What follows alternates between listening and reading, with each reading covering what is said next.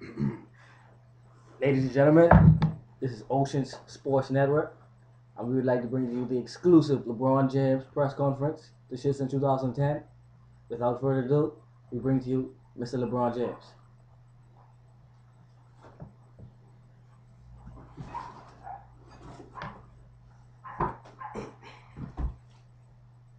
How's everyone doing today?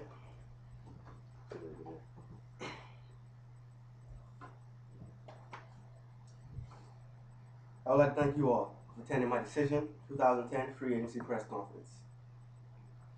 I know it's been a well-hyped free agency so far, and I would like to put an end to my part of the saga. So within this period of time, I'm going to answer a few questions and give you guys my decision. Start with you. Mr. James, how are you today? I'm doing quite well. It's a very lovely day. Yes, because today is your day. How does it feel to have been the head of the highly hyped 2003 NBA draft? Now, 7 years later, you are yet again the head of the highly hyped 2010 free agency class. Well, I don't feel as if I was the head of 2003 draft class. I feel like it was a team effort. It was a lot of firepower in the draft. Me, Dwayne, Chris, Carmelo, even Darko. It was us. It was all of us together made the head of the draft. And as far as the free agency goes, I feel like it's the same with me, Dwayne, and Chris. And have you seen the rest of the list? I mean, the free agency list is pretty deep this year. Paul Pierce, Ray Allen, Yao Ming was even there for a while, Tracy McGrady, Allen Iverson, Shaq. Come on. I feel like it's a group effort instead of just being the head of the class. The media just made it seem like I was the center of attention, but it was all of us. LeBron, how can you be so modest? There was nobody hyped up more entering the NBA draft in 2003 than high school phenom LeBron James. But like I said, it's the media making it hyped up as it was, but I still feel like it was a team group effort that made it so great. You're sounding so modest, Mr. James. But we can't give you the modesty title if we bring up last year's early playoff exit to Orlando. When, after losing game, you walked off. No handshakes, no congratulations, no interviews. Well, I apologize once again, and I apologize for it. It's just I felt like when Grady said when it was the Rockets, it's on me. I felt it was my fault, and I took the lost the heart. I felt like we should have made the playoffs. I mean, made the finals that year, and we should have won. But I made up for it in the recent playoffs when we got kicked out. I was the first one to shake that team's hand because I learned from my mistakes, and I know better than to do that again. It's all on you. That's what you're saying. That's correct. Because most have looked at it that this was your season. You said you felt that last year against Orlando you should have won that. But they felt that this was your season. Jordan did it in 6. This was your 6th. How do you feel?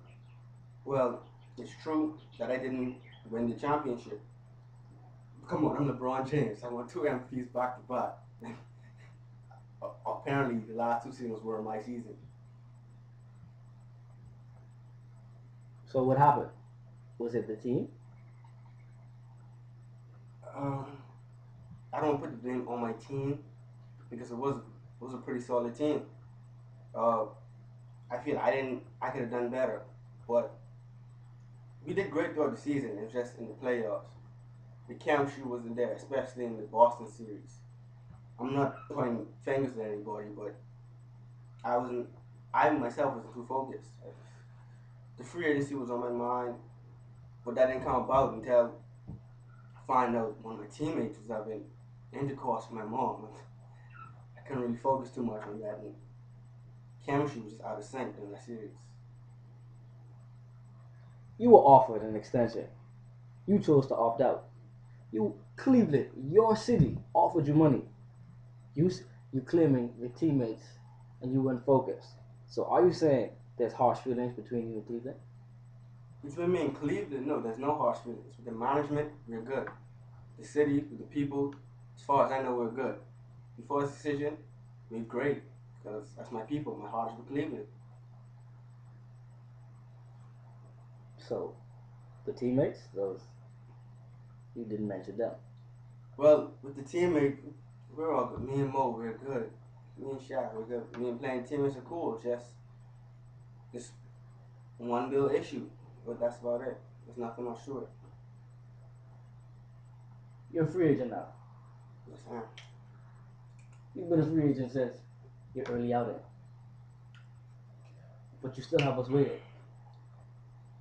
Tonight, Ocean Sports Network has got you this exclusive press conference. The same questions on many people's mind. Why did it take you so long? Well, if you really look at it, it's the 8th, 9th, and free agency just started in July 1st. There's plenty more time to go. Technically, this isn't too early. I mean, this isn't too late. So I feel like it's early. I'm doing this for the media. That's why I'm rushing it for the media and the fans. But timing wise, it's not too late. Mr. James, I consider that irrational because before July 1st, I'm sure there were undercover offers. And I'm sure you made up your mind way before the 1st. Why hold out? Well, with me, I can't tell you there were undercover operations going on before because I would not be partaking in any of that because that is not what we're supposed to do. That is illegal, basically. But decision wise, I've been thinking about it a lot, and up to right now, I'm still thinking about it. Up to right now. What are some of the major factors that you're including in your decision? Well, location is a very important part.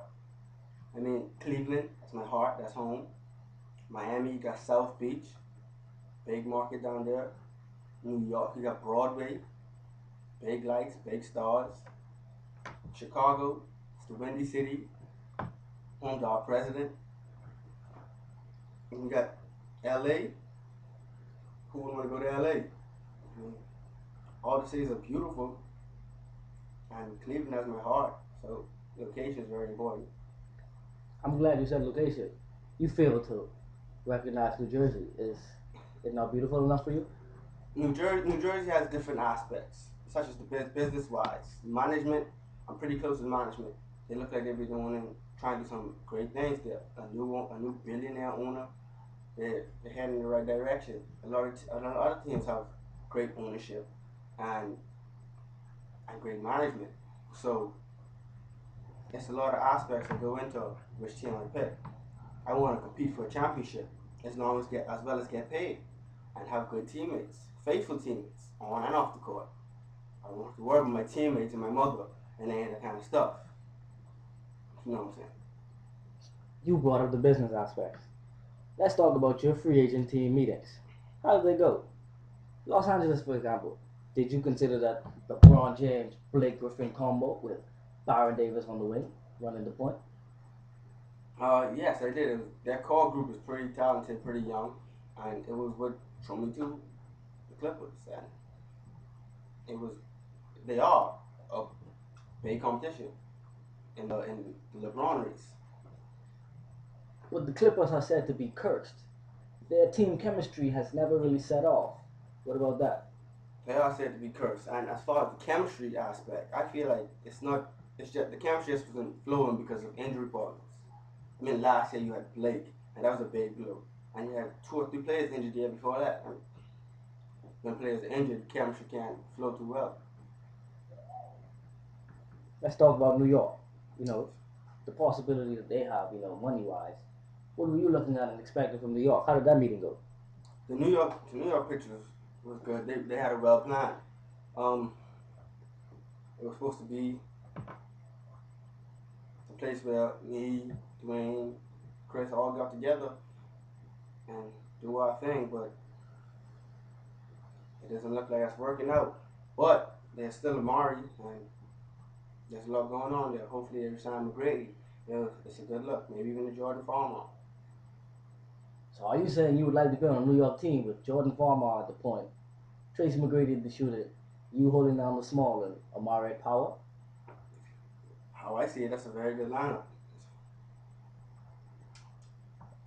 Now let's talk New Jersey. I heard Jay-Z was present. Did that help any, you know, even